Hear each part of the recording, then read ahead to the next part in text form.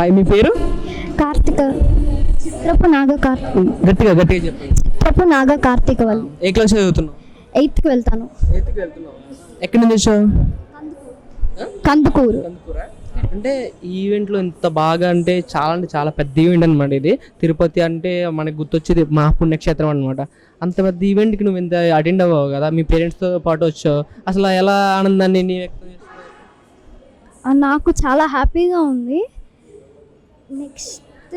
First కొంచెం tension వచ్చింది, కానీ తర్వాత బాగా హ్యాపీగా, ఆ హ్యాపీనెస్ని ఇంకా చెప్పలేను అసలు, అంత హ్యాపీనెస్గా. ఏ అవార్డు వచ్చింది మీకు?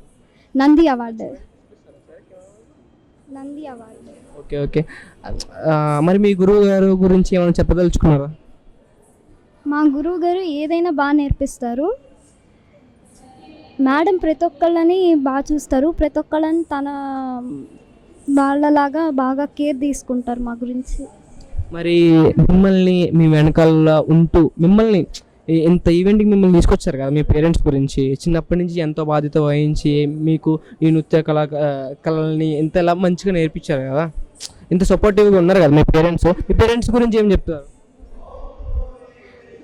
మీ మమ్మీ గారి గురించి చెప్పండి. మా అమ్మ కానీ నాన్న కానీ ఇద్దరిలో ఎవరైనా కానీ నేను ఏది అడిగినా ఓకే అంటారు వెంటనే. నాకు చిన్నప్పటి నుంచి డ్యాన్స్ అంటే ఇష్టము. ఫస్ట్ వాళ్ళే నాకు డ్యాన్స్ అంటే ఇష్టమని వాళ్ళే గుర్తించి నన్ను డాన్స్ క్లాస్లో జాయిన్ చేశారు. నేను 2nd క్లాస్లో ఉన్నప్పుడు ఫస్ట్ టైం జాయిన్ చేశారు. ఎన్ని ఇయర్స్ నుంచి నేర్చుకున్నావు ఇది?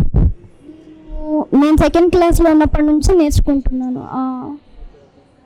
మరి మీ మదరు మీరు వచ్చారా?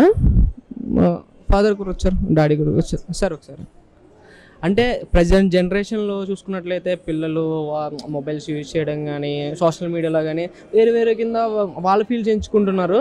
ప్రజెంట్ ఇప్పుడు మీ పిల్లలకి ఒక తల్లిదండ్రిగా బాధ్యత వహిస్తూ ఇంత చక్కటి అవకాశం మీ పిల్లలకి అనుగ్రహించారు కదా, అసలు ఎలా ఫీల్ అవుతున్నారు? చాలా హ్యాపీగా ఫీల్ అవుతున్నాము. దీనికి పిల్లలకి ఇట్లాంటి విద్యలు నేర్పడం కృప ఉంటే కానీ ఉండదు. అంతేకాకుండా ఈ ఈవెంట్ ఆర్గనైజేషన్ చేసిన శ్రీ కోల వెంకటేశ్వరరావు గారి గురించి మీ మాటల్లో? చాలా మంచి వ్యక్తి అండి. ఇట్లాంటి కార్యక్రమాలు మళ్ళీ జరిగి పిల్లల్ని మంచిగా ప్రోత్సహించాలని కోరుకుంటున్నాం sir. Okay sir. Okay madam. నమస్తే అండి.